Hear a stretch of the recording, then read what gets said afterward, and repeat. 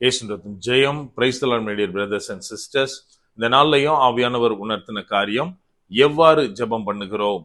ஆவியானவர் உணர்த்தின வசனம், எபேசியருக்கு எழுதின நிருபம் அதிகாரம் 6 வசனம் 18. எந்த சமயத்திலும் சகலவிதமான வேண்டுதலோடும் விண்ணப்பத்தோடும் ஆவியினாலே ஜெபம் பண்ணி அதன் பொருட்டு மிகுந்த மன உறுதியோடும் சகல பரிசுத்தவான்களுக்காகவும் பண்ணும் வேண்டுதலோடும் விழித்து கொண்டிருங்கள். Praying always with all prayer and supplication in the Spirit, and watching thereunto with all perseverance and supplication for all saints. Ephesians chapter 6 verse 18. எனக்கு அன்பானவர்களே, இந்த இடத்துல அப்போஸ்தலனாகிய பவுல் ஜெபம் பண்ணுகிறதை குறித்து நம்ம எல்லா சமயத்திலும் எல்லா விண்ணப்பங்களுக்காகவும் வேண்டுதலுக்காகவும் ஆவியிலே ஜெபம் பண்ணணும். அப்படி ஆவியிலே ஜெபம் பண்ணும்போது நாம் மன உறுதியோடு பரிசுத்தவான்களுக்காக அந்த விண்ணப்பத்திற்காக விழித்திருக்க வேண்டும் அப்படின்னு இந்த இடத்துல குறிப்பிடுகிறார். நாம் இன்றைக்கு ஜெபிக்கிறோம், ஆனால் எவ்வாறு ஜெபம் பண்ணுகிறோம் நம்ம கொஞ்சம் யோசிக்கணும். அதாவது இன்னைக்கு நிறைய பேர் நம்மகிட்ட ஷேர் பண்ணுவாங்க, பிரதர் நான் தொடர்ந்து ஜெபம் பண்றேன், ஆனா அந்த ஜெபத்துக்கு பதில் வர்ற மாதிரி எனக்கு தெரியல. ஒரு ஜெபத்துல எனக்கு ஒரு ஃபுல்ஃபில் ஆன மாதிரி ஒரு ஃபீலே இல்ல. ஆவியானவர் அந்த ஜெபத்தை கேட்கிறாரா, என் ஜெபம் ஏறெடுக்கப்படுகிற ஜெபம் தேவனுடைய சமூகத்தை எட்டுகிறதான்னு எனக்கு ஒரு நிச்சயமே இல்லை பிரதர் அப்படின்னு நிறைய பேர் சொல்றத நம்ம கேட்க முடியும். அதுக்கு என்ன காரணம் அப்படின்னா, நம்ம என்னதான் மாம்சத்துல இருந்து ஜெபம் பண்ணினாலும் ஆவியானவர் உதவி இல்லாமல், ஆவியினுடைய தூண்டுதல் இல்லாமல் நாம் ஜெபிக்கிற ஜெபங்கள் அநேக நேரத்தில் வீணானவைகளாக மாறுகிறது.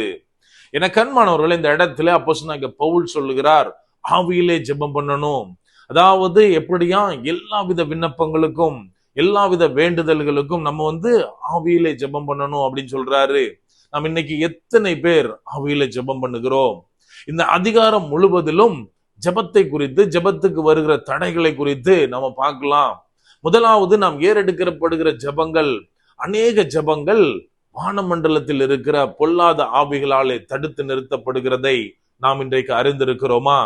அந்த வசனத்துல அதற்கு முன்பதாக சொல்லுகிறார், நமக்குள்ள அந்த ஃபைட் மாம்சத்தோடும் துரைத்தனங்களோடும் அதிகாரங்களோடும் இல்ல, வானமண்டலங்களில் இருக்கிற பொல்லாத ஆவிகளோடு.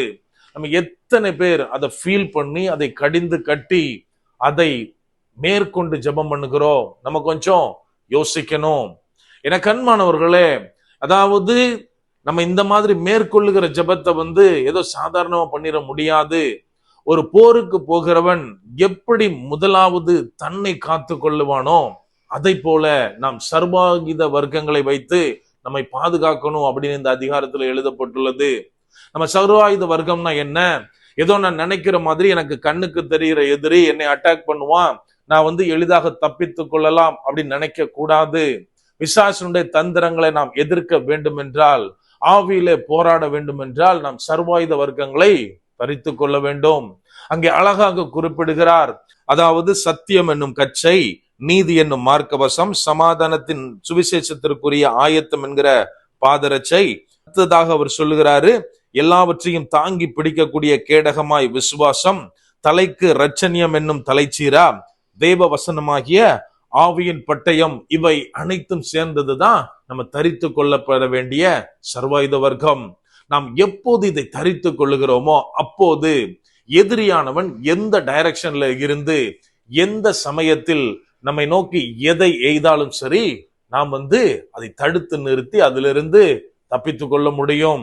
என கண்மானவர்களே, நாம் வெற்றி பெற வேண்டும் என்றால், நம்முடைய ஜெபங்கள் கேட்கப்படணும் அப்படின்னா, நான் ஆவியிலே முதலாவது பலப்படுகிறவனாய், பலப்படுத்தப்பட்டவனாய், ஆயுத வர்க்கங்களை, சர்வாயுத வர்க்கங்களை தரித்தவனாய் நான் இருந்து எப்போது வேண்டுதல் செய்ய ஆரம்பிக்கிறேனோ அப்போது என் ஜெபங்கள் ஒவ்வொன்றும் கேட்கப்படுகிறதை நம்ம பார்க்க முடியும்.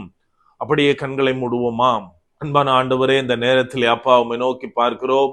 ஆவியானவர், நீர் எங்களோட இருக்கிறீர், அதற்காக நன்றி செலுத்துகிறோம். அப்பா, நீர் எங்களை தெரிந்தெடுத்திருக்கிறீர் தகப்பனே. நாங்கள் ஒவ்வொருத்தரும் தகப்பனே வேண்டுதல்களை உமதுக்கு முன்பாக வைக்கிறோம். அப்பா, நாங்க பண்ணுகிற ஜெபம் எங்களுடைய மாம்சத்தில் இருந்து அல்ல தகப்பனே, ஆவியிலே தூண்டப்பட்டவர்களாய் ஆவியானவருடைய துணையோடு நாங்க ஜெபிக்க ஆவியானவரே நீர் எங்களுக்கு கற்றுத்தாங்க. ஏதோ எங்க மாம்சத்துல வெறும் வெண்கலத்திலிருந்து வருகிற சத்தத்தை போல எங்களுடைய ஜெபங்கள் இருக்கக்கூடாது. ஆவியிலே நாங்கள் நிறைந்து ஜெபிக்க ஆவியானவரே நீர் எங்களுக்கு கற்றுத்தாங்க. முற்றிலுமா எங்களை தாழ்த்தி ஒப்பு கொடுக்கிறோம். எங்களை முழுவதுமாய் சர்வாயுத வர்க்க தரித்தவர்களாய் நாங்கள் இருக்க ஆவியானவரே நீர் எங்களுக்கு உதவி செய்யுங்க. பலப்படுத்தி ஆசீர்வதிங்க. மீட்பர் இயேசுவின் மூலம் ஜெபிக்கிறோம். ஜெபம் கேளும் எங்கள் நல்ல பிதாவே. ஆமென். God plus.